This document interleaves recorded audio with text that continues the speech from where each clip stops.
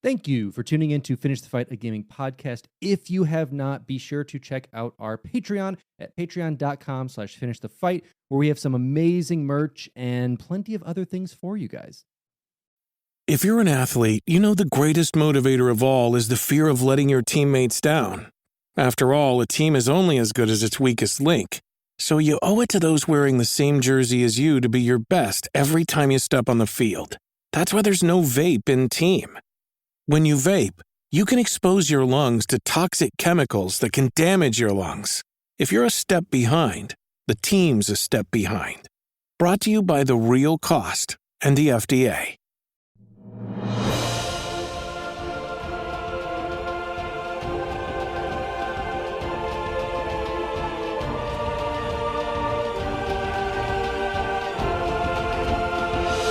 Welcome back to Finish the Fight, a gaming podcast, where we produce and develop the highest quality gaming research in podcast form. I am your host, Alex Kendall. And I am your host, Derek Baker. And today, we're going to a little fun one, a little Japanese fun one about rolling stuff around, collecting it, and creating new planets and stars. I remember when this game came out and seeing my cousins play it and just never having seen anything like this before. I thought it was the most bizarre game that I had ever seen in my life, but it was so addicting and fun for no reason at all. Just amazing what can come from something as simple as just rolling a ball around a map, trying to pick up as much stuff as you can. Yeah, and the concept of taking your, which we're talking about, Katamari Damacy or Damacy. You take your Katamari, roll it around, and one of the coolest ideas or additions, principles of the game is as your Katamari gets larger and larger and larger, you can pick up stuff that you weren't able to pick up before. So if you start picking up like crayons and erasers and bugs, you start to get a little bigger and getting a fork and maybe a cup and a pencil and eventually picking up people and buildings and all this like crazy stuff that gets added to it. For such a simple idea of a game, it has such a fun concept behind it. Absolutely. So let's just hop into it. Katamari Damacy, or in translation, Clump Spirit, is a third-person puzzle action video game developed and published by Namco for the PlayStation 2.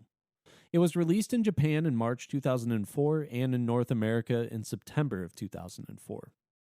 Designer Keita Takahashi struggled to pitch the game to Namco's superiors, eventually seeking student aid from the Namco Digital Hollywood Game Laboratory to develop the project for less than $1 million. As director, Takahashi emphasized concepts of novelty, ease of understanding, and enjoyment. The game's plot concerns a diminutive prince on a mission to rebuild the stars, constellations, and moon, which were inadvertently destroyed by his father, the king of all cosmos. This is achieved by rolling a magical, highly adhesive ball called a Katamari around various locations, collecting increasingly larger objects ranging from thumbtacks to human beings to mountains until the ball has grown large enough to become a star. Katamari Damacy's story, settings, and characters are highly stylized and surreal, often both celebrating and satirizing facets of Japanese culture. Katamari Damacy was well received in Japan and North America, becoming a surprise hit and winning several awards. Its success led to the creation of the greater Katamari franchise and inspired numerous subsequent games imitating its quirky, colorful charm. Some critics have hailed it as a cult classic and one of the greatest video games of all time, praising its gameplay, replay value, humor, originality, and Shibuya K soundtrack. A high-definition remaster of the game, Katamari Damacy Reroll, was released on Windows and Nintendo Switch in December of 2018, on PS4 and Xbox One in November of 2020, and on Stadia in September of 2021. Now, most of us know Namco from early years of Pac-Man into future years of Pac-Man but 3D, and then obviously there are titles of Pac-Man but different. but Miss Pac-Man. But Miss Pac-Man, of course. But I'm just going to give you a brief summary of Namco before they were kind of Namco Bandai and where they've started with it. So Namco Limited was a Japanese multinational video game and entertainment company headquartered in Ota, Tokyo. It held several national branches, including Namco America in Santa Clara, California, Namco Europe in London, Namco Taiwan in Kaohsiung, and Shanghai Namco in mainland China. Namco was founded by Masaya Nakamura on June 1st, 1955, as Nakamura Seisakusho, beginning as an operator of coin-operated amusement rides. After reorganizing to Nakamura Seisaku Company Limited in 1959, a partnership with Walt Disney Productions provided the company with the resources to expand its operations. In the 1960s, it manufactured electromechanical arcade games such as the 1965 hit Periscope. It entered the video game industry after acquiring the struggling Japanese division of Atari in 1974, distributing games such as Breakout in Japan. The company renamed itself Namco in 1977 and published GB, its first original video game, a year later. Among Namco's first major hits was the fixed shooter Galaxian in 1979. It was followed by Pac-Man in 1980, the best-selling arcade game of all time.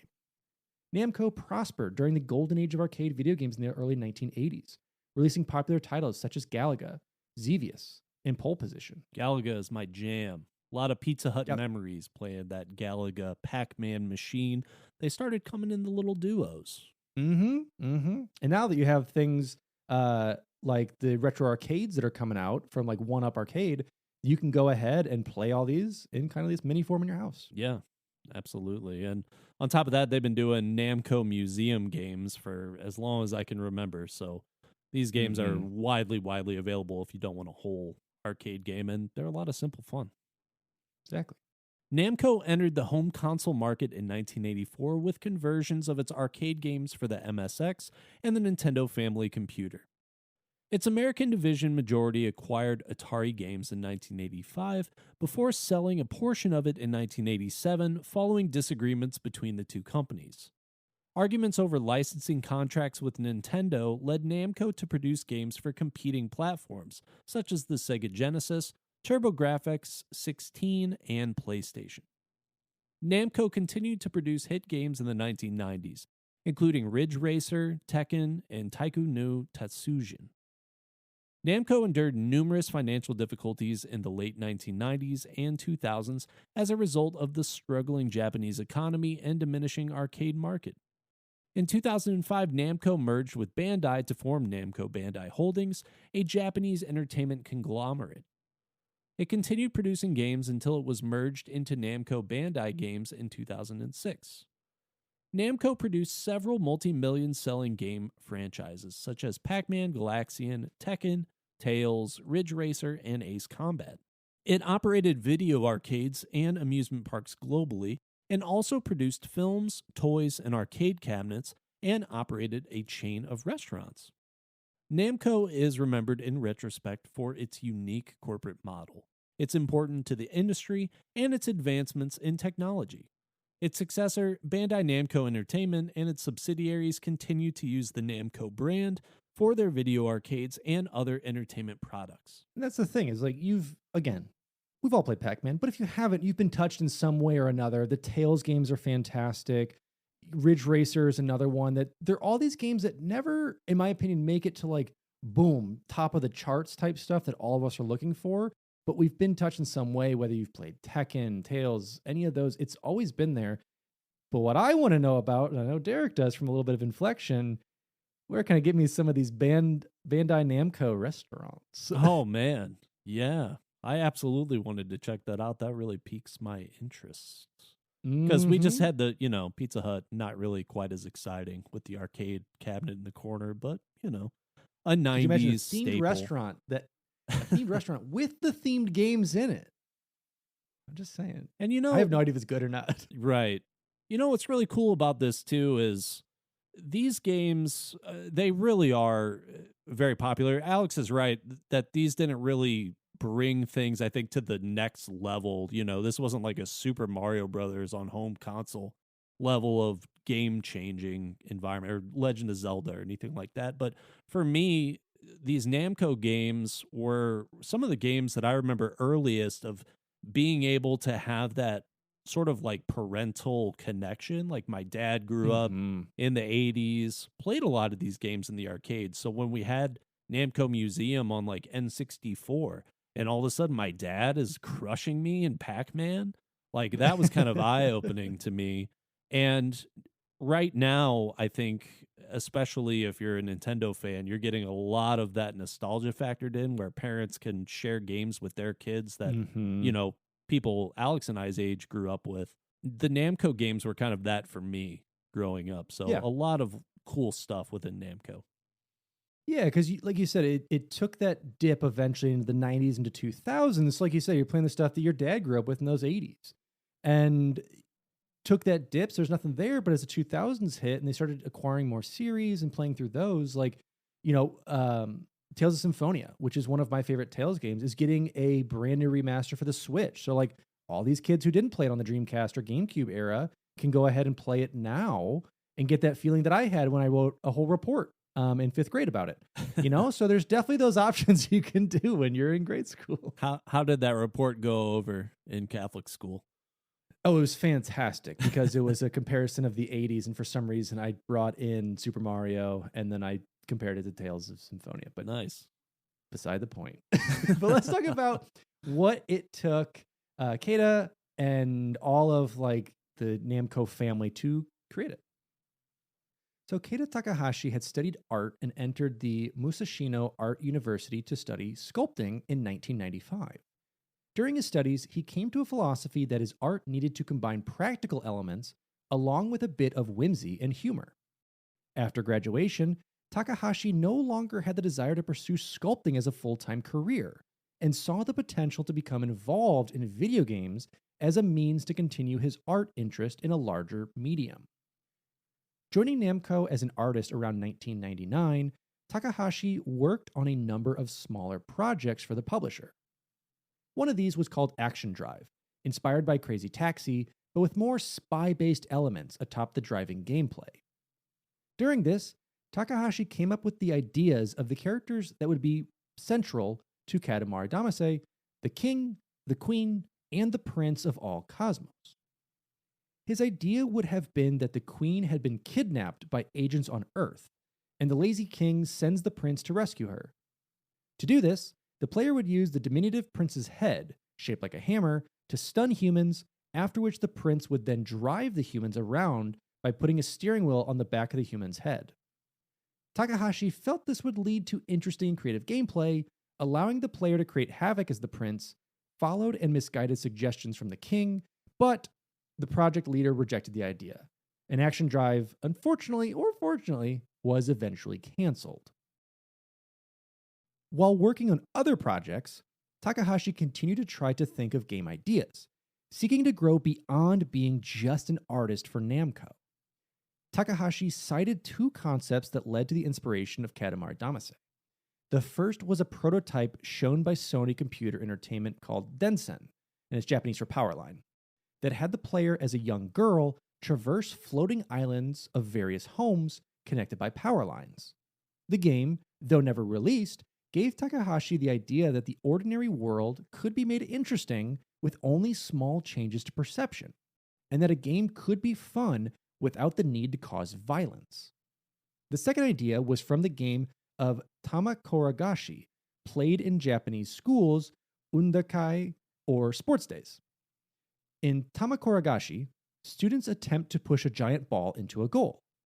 Both those ideas led him to thinking of a game where spinning a ball would roll ordinary stuff into it, making the ball larger and larger over time. The evening he conceived of this idea, he spoke to a friend, one of the game designers in Namco, to see if it made for a good game idea, who agreed it had potential. The next day, he spoke to his former boss, Mitsuyoshi Ozakai, about the concept, further adding a way to reuse the king and prince characters he had previously proposed, who also agreed it would make for a great game. Why do I have a feeling that he watched a child get rolled over by one of these giant balls? He's like, Pretty what if much. that kid never made it out of that ball and then went into space?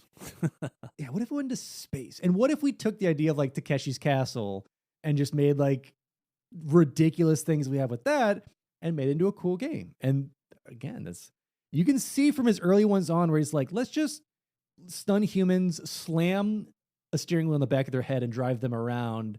It's a good concept to be like Crazy Taxi, right? And it's like, oh, okay, well, no, but I like the initiative.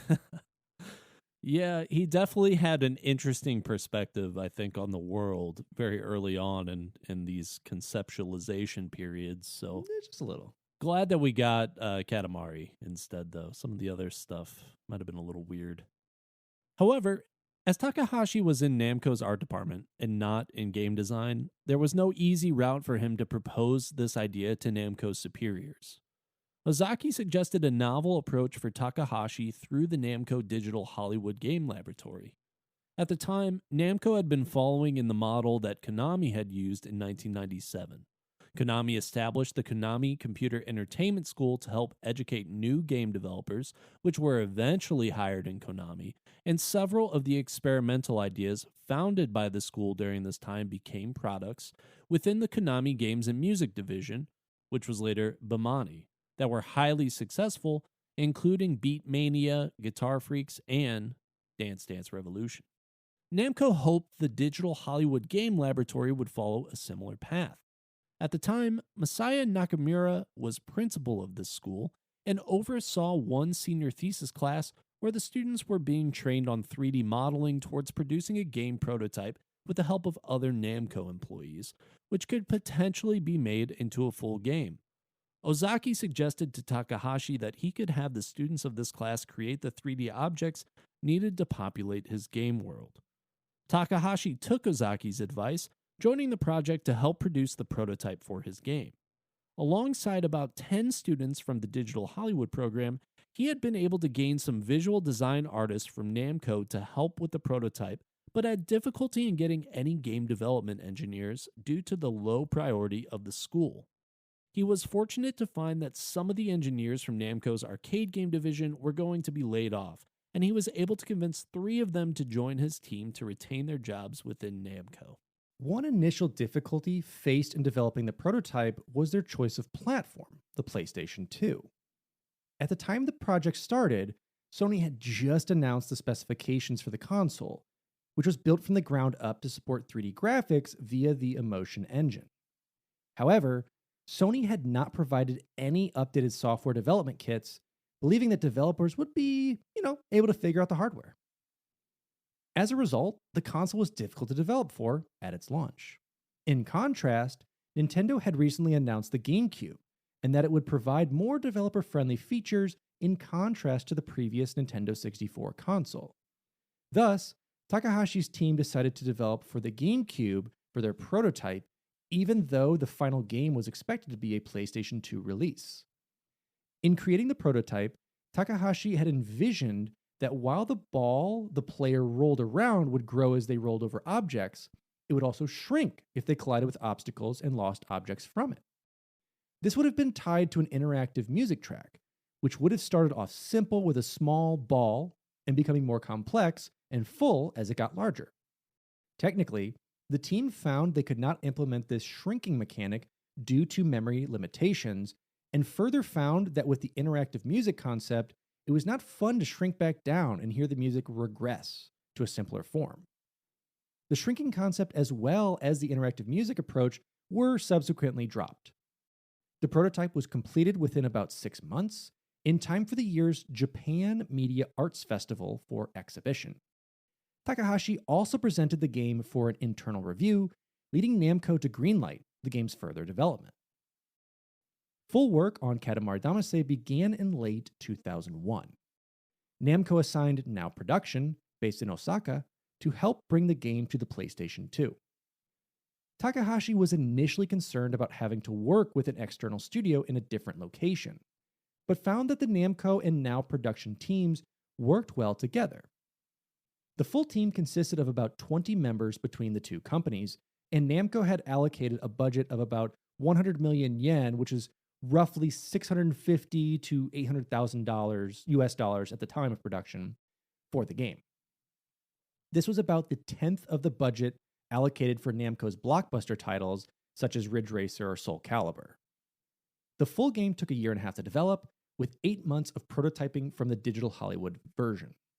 Takahashi said that the team was aiming for 4 key points in developing the game: novelty, ease of understanding, enjoyment, and humor. Iwatani compared the game to Namco's Pac-Man, which focused on simplicity and innovation and served as a template for future games from the company. At one point during development, Takahashi proactively ignored advice from Namco to increase the complexity of the game. The core gameplay of Katamari Damacy is the subject of U.S. Patent 7402104. Game performing method, game apparatus, storage medium, data signal, and program. The patent, issued in 2009, primarily describes how the game maintains the roughly spherical nature of the Katamari when objects are picked up, though it extends to concepts such as tracking objects collected based on temperature or weight values, which were modes included with later games of the series. So just an interesting piece I found when I was researching some more stuff on it. It's interesting to see how, especially like random patents, we know the US are just kind of all over the place, but for this to be specific, like spherical gameplay where it grows and shrinks with this. Also temperature stuff. It's interesting to see how that is. And then based on like, oh, I want to make a game like this, I might have to pay for a licensing fee based on this copyright that is on this thing. It's just interesting. But I wanted to talk about how Takahashi was much more in that realm, like they compared it to Pac-Man, simplicity and fun over complexity and things to do. And I just want to touch right now on gaming as it is in late 2022.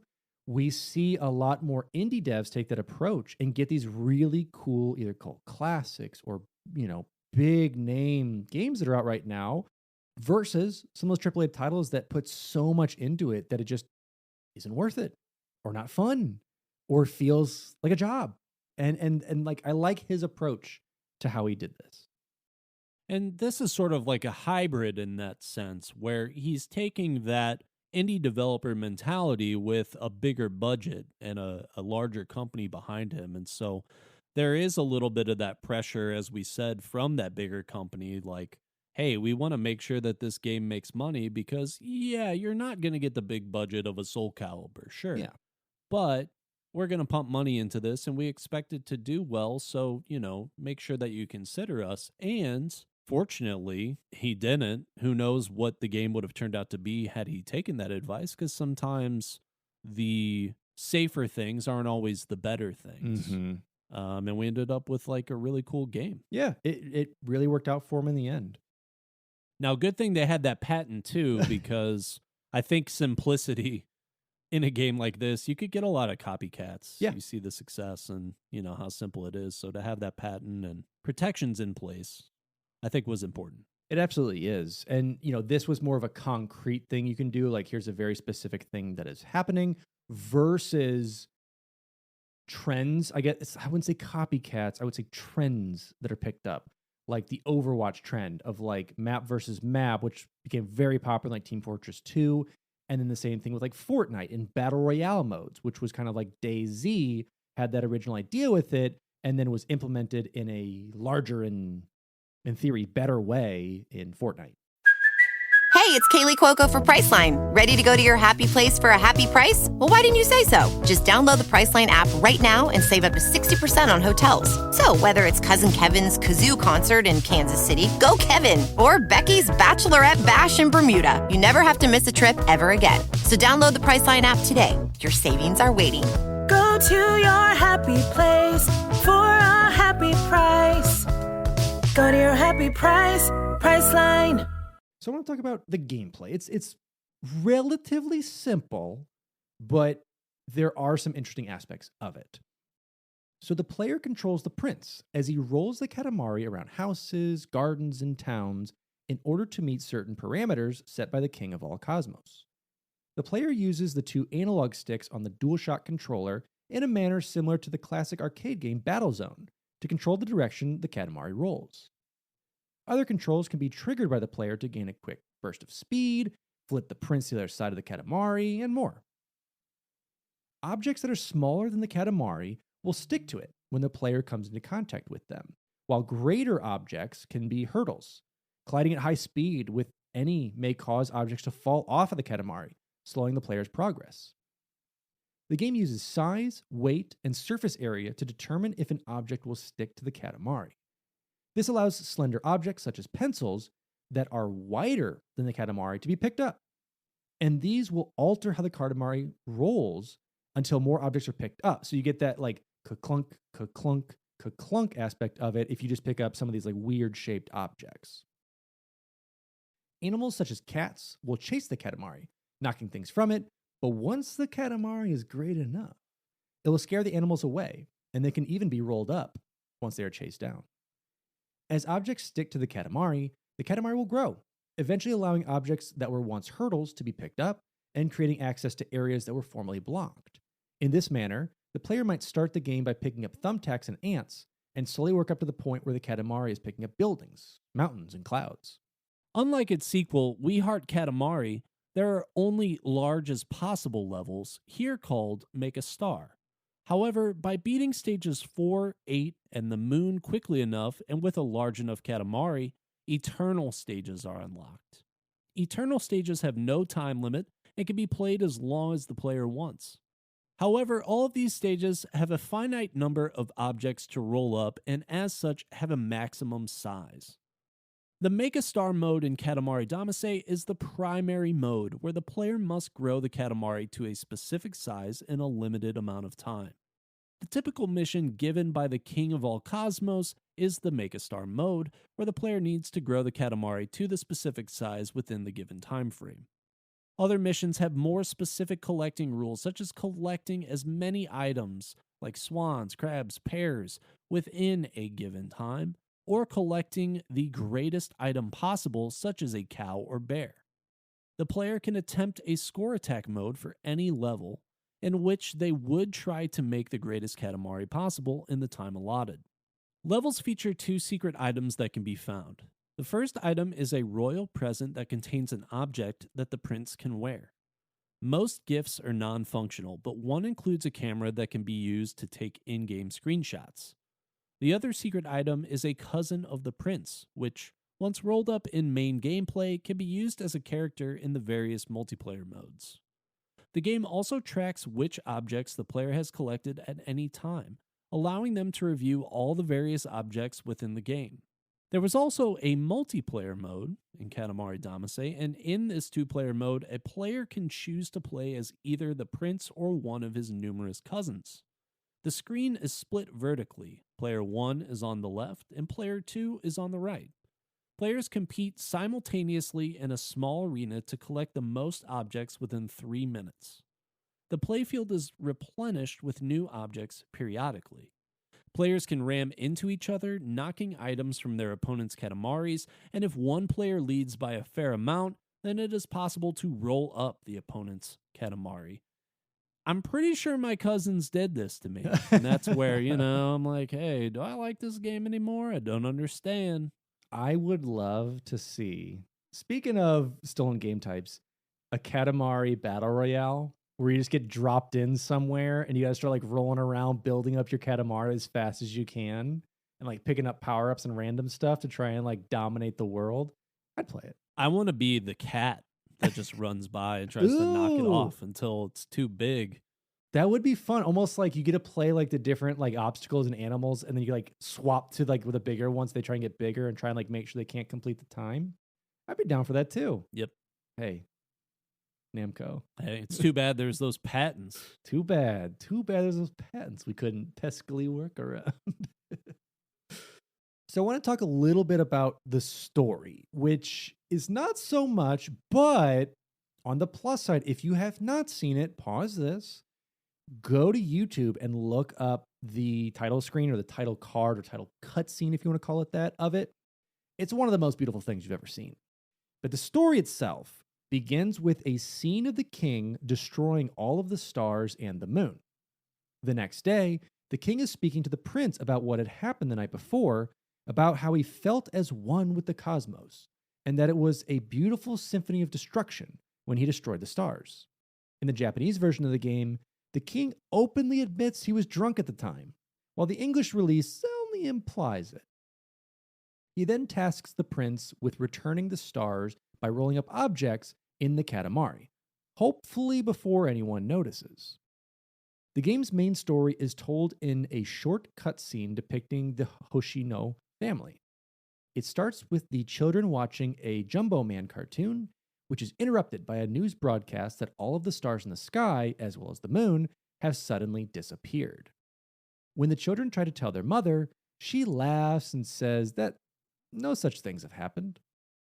The story continues as the children go to see the launch of their father's space shuttle, which would have been the first to land on the moon in over 30 years. However, it is called off because the moon is gone and the shuttle has nowhere to land. On the trip to the Space Center, the children continue to see evidence of the king's and prince's activity as they see huge Katamaris and the king himself while traveling. Michirio Hoshino even has an innate connection with the cosmos as she can feel the stars return to their rightful place. As the prince finishes rolling up the moon, the Hoshino family gets rolled up into it. Somehow unaffected by the vacuum of space, they decide to take a lunar family vacation.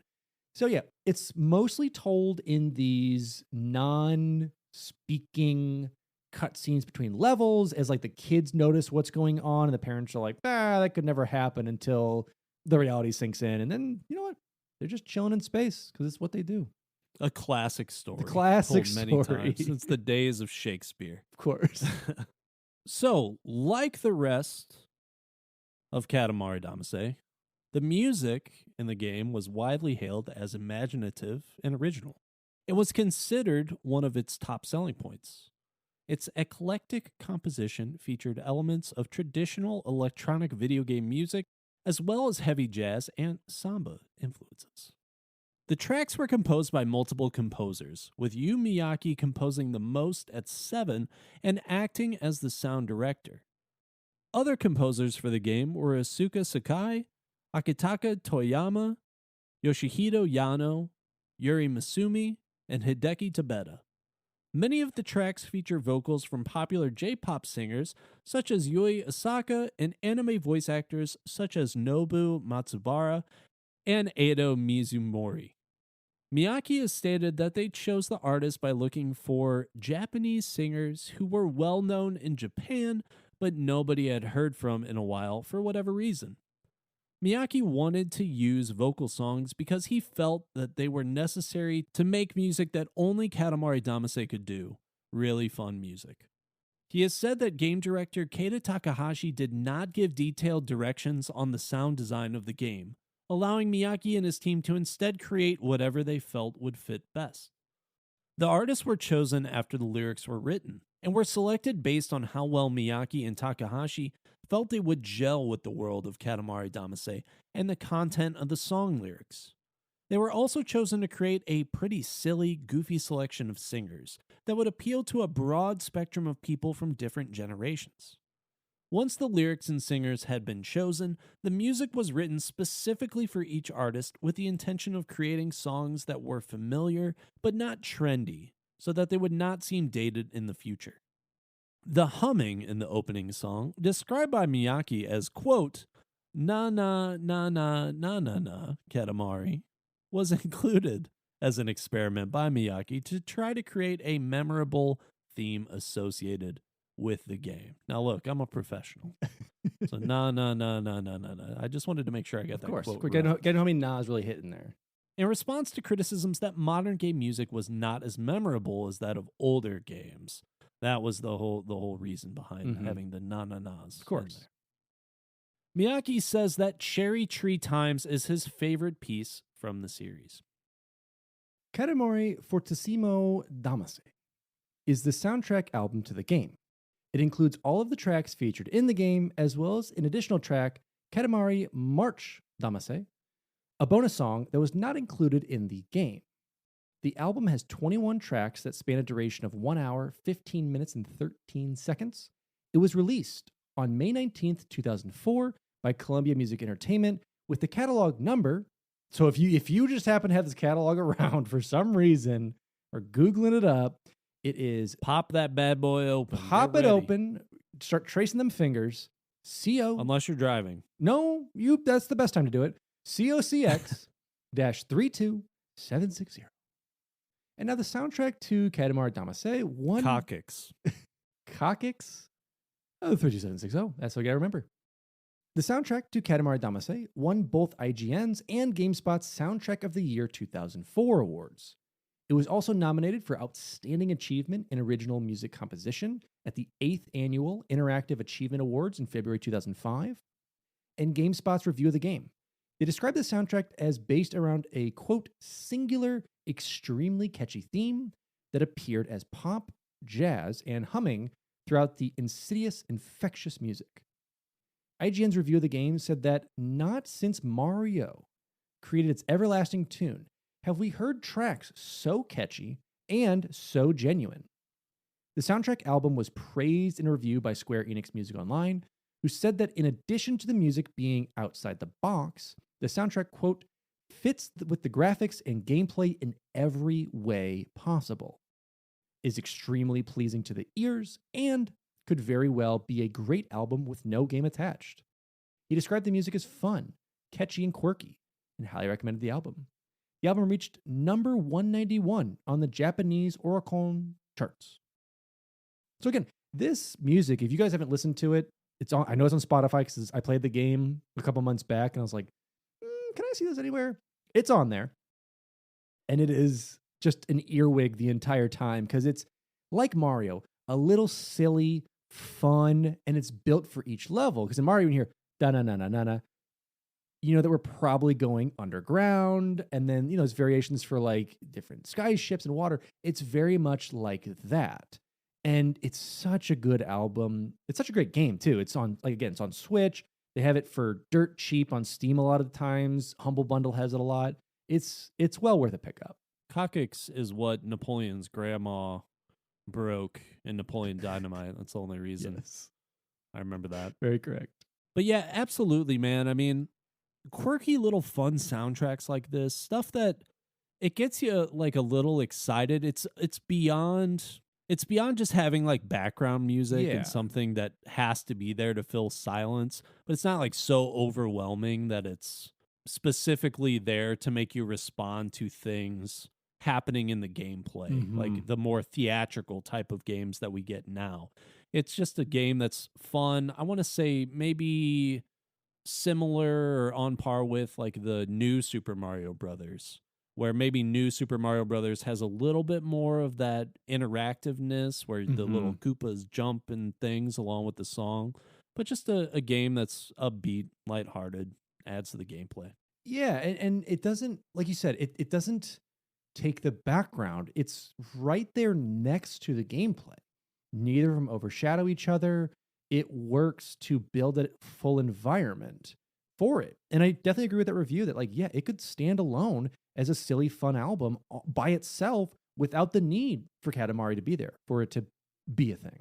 Insidiously infectious. Mm-hmm. That's just fun to say. Oh, absolutely. Whoever wrote that review had that one locked and loaded. They've been waiting. They've been waiting for these. They got a catalog of like these different terms. Boom. Pulled it out. What alliteration am I going to pull out today? A single-level demonstration of the final version of Katamari Damacy was exhibited at the 2003 Tokyo Game Show, or TGS. The demo was critically praised by the press, with GameSpot's Jeff Gerstmann describing it as a good dose of weird fun. Sony expressed strong interest in pushing the game's release forward based on the TGS response, offering to handle the game's promotion in exchange.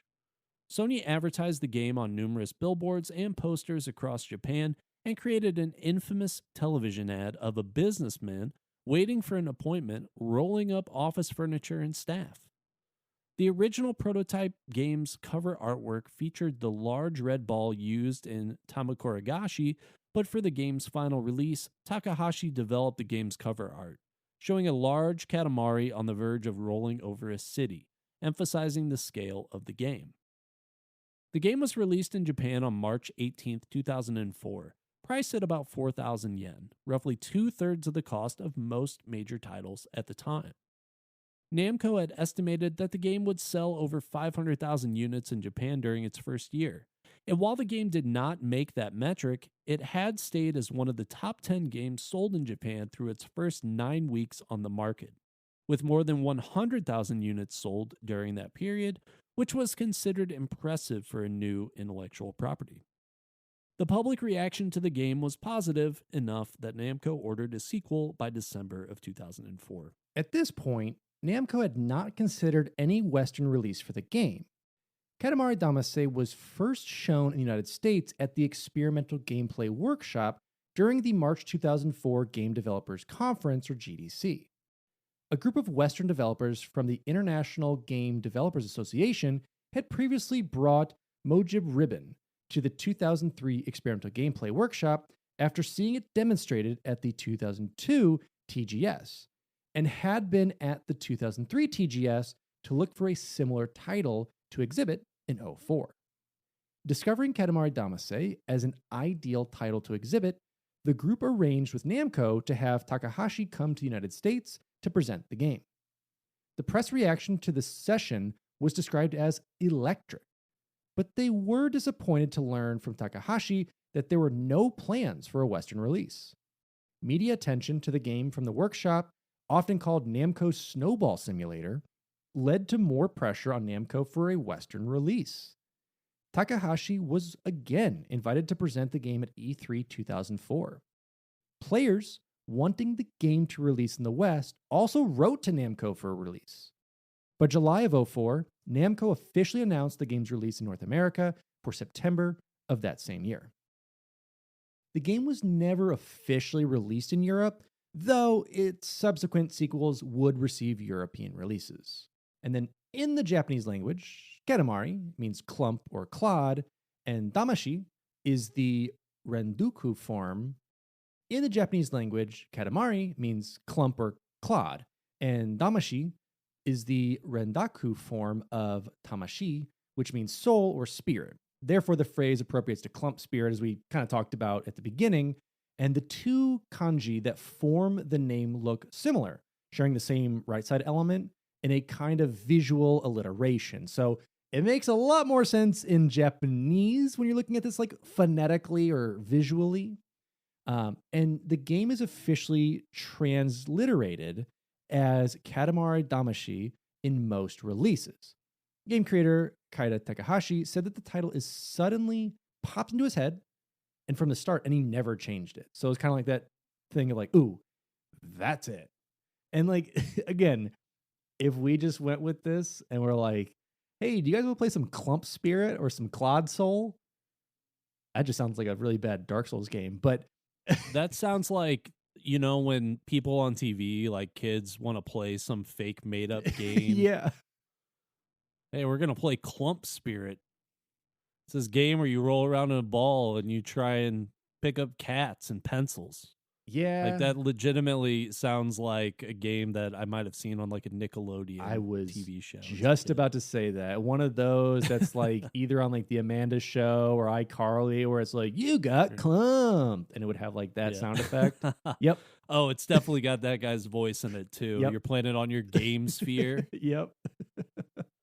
Yeah. Oh, those times. Fortunately, it is real. Mm-hmm. And Katamari Damacy has spawned numerous sequels on the PS2 and newer game consoles. The game's direct sequel on the PS2, We Love Katamari, was released internationally in 2005 and 2006. Its story is self-referential, following on the success of the first game. Most of the levels are based on requests from newfound fans of the King and the Prince. Though sharing the same mechanics, We Love Katamari introduces new gameplay features, such as cooperative play and new goals, such as collecting the most valuable objects that would continue through its sequels. On July 29, 2012, the game was included in an exhibit at the New York Museum of Modern Art, entitled Century of the Child, Growing by Design. Here, the game was used to demonstrate the change in toys and playthings over the 20th century, specifically praising the game for its quirky manipulations of scale that makes it accessible for all ages. Vice President of Marketing for Namco Bandai Games America Incorporated, Carlson Choi, described the inclusion of Katamari Damacy to the exhibit as a testament to the creative designs embodied in Namco Bandai's games, in addition to being a validation of video games as a modern form of interactive art. On November 29th the same year, the game was included in the permanent collection of video games of the Museum of Modern Art. Curator Paola Antonelli selected Katamari Damacy among the first 14 games to be displayed in the museum, which was chosen according to a variety of criteria, including visual quality, elegance of the code, and design of playing behavior. Can you imagine making this game and one day there is a modern art curator for a big museum just like looking at it? Yeah. The visual quality, the elegance. It's pretty wild. Like the US, in terms of art, is typically always behind, but I don't think the US has truly accepted video games as an art form. We do see it in MoMA and we see it in some other areas, but whenever I was in Scotland, when I went to the National Museum, like they had a whole history of video games exhibit, and it was so cool because you could play like from the arcade cabinets to some modernized gaming. They had Guitar Hero set up into like indie games that had been featured there. It was really cool to like see like these new age ideas of what art is to be included, especially as someone who's grown up with this and has been engrossed in this their entire life. It's very neat to see. And like you said, it's weird because we're always used to like they're eating 10 gallons of pizza and Chinese food and their sweaty socks were everywhere and they're making this game to, yes, this is a masterpiece of elegance that's sold over millions of units and done this, and this, and it is now in a history museum. Yeah, at one moment it's clump spirit, the next moment museum-worthy elegance. Yeah, it's beautiful. Now, a high-definition remaster of the game made with the Unity game engine, titled Katamari Damacy Re-Roll, was released on the Nintendo Switch and Windows on December 7th, 2018. Known as Katamari Damacy Encore in Japan, it is the first title in Bandai Namco Games Encore series of remasters. The game includes support for the Switch's gyro controls in addition to its traditional control scheme. Reroll was nominated for the Freedom Tower Award for Best Remake at the 2020 New York Game Awards. A PlayStation 4 and Xbox One version was released in Japan on November 19th and worldwide on November 20th, 2020.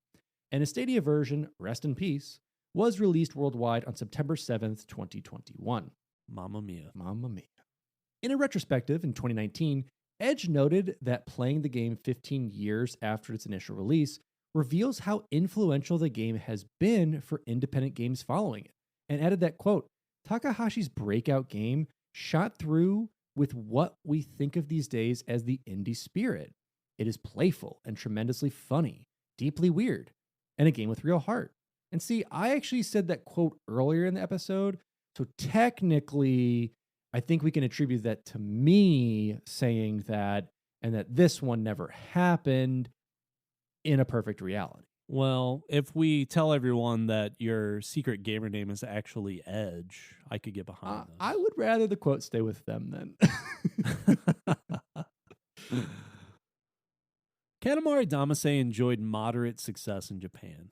The game was not released in PAL territories such as Europe and Australia since publishers thought it was too quirky for these markets. However, EA picked up both sequels, We Love Katamari and Me and My Katamari, for release in Europe. The North American release of the game was very well received by professional reviewers, was mentioned and praised on Tech TV, and was a featured sidebar in the May 23, 2004 edition of Time magazine. Time continued to praise the game in its November 22, 2004 Best Games of the Year special, calling it the most unusual and original game to hit PlayStation 2.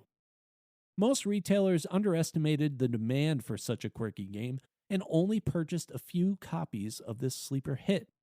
It rapidly sold out nationwide, with sales surpassing 120,000 units in North America. It also won the U.S. Award for Excellence in Game Design at the 2005 Game Developers' Choice Awards, and G4 awarded Katamari Damacy its Best Innovation Prize in its G4ia of that year. Katamari Damacy was one of the recipients of the 2004 Good Design Award in Japan, the first time a video game has won this award. It also won 2 awards from the Academy of Interactive Arts and Sciences for Outstanding Innovation in Console Gaming and Outstanding Achievement in Game Design, as well as nominations for Game of the Year, Console Game of the Year, and Outstanding Achievement in Original Music Composition. GameSpot named it the best PS2 game of September 2004, and it later won the publication's year-end Best Puzzle Rhythm Game, Best Original Music, and Most Innovative Game awards across all platforms. In 2015, the game placed 13th on US Gamer's The 15 Best Games Since 2000 list. In 2019, it was ranked 49th on The Guardian newspaper's The 50 Best Video Games of the 21st Century list. Although the game has rapidly achieved a cult following and has been praised by many reviewers, it also has its share of criticism. A common complaint is that the game is relatively short and repetitive. It can be completed in under 10 hours, and the gameplay stays virtually the same all the way through. However, others, such as Electronic Gaming Monthly reviewer Mark McDonald, who gave the game an 8.5 out of 10, argue that the game's limitations are made up by its strengths, stating, "Sure, you're basically doing the same thing each mission, but Katamari's elegant controls, killer soundtrack, and wicked humor make it perfectly suited for replay." As a well-executed, non-traditional game, Katamari Damacy has been influential in the game development community. Since its release, a number of other games have been inspired by Katamari, such as the wonderful End of the World and Donut County. And so, as we come to a wrap with this episode, it really does show, again, that kind of indie spirit, that flame of like this one person being like, I got some weird ideas. I think they can work, and I think people will like them. Sure, it didn't hit those 500,000 units right away, and to be this major blockbuster, but it was never built for that. It was never built to be this like perfectly mainstream game that followed exactly what you needed, but it followed that indie spirit of the likes of like Donut County, which is a fantastic game that I've played that has that spirit of Katamari in it. And it is a game that's fun.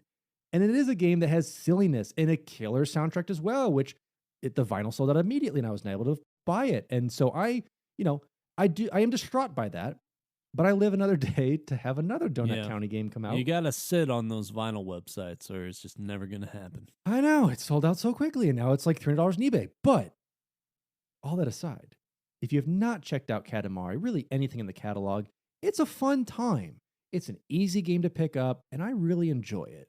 So, as we come to the end of this episode, Derek, tell the people, why did we choose this game? What do you think of it? This has been on the docket for a while, I think. We've always talked about, like, is this the time? Is this the time to do this? And as we're wrapping up the year and heading toward the holidays, I mean, it feels like the perfect time to talk about Katamari Damacy because you really don't have to try super hard, like you said, to get into this game. Yeah. It's so relaxing. It's a good way to wrap up the year.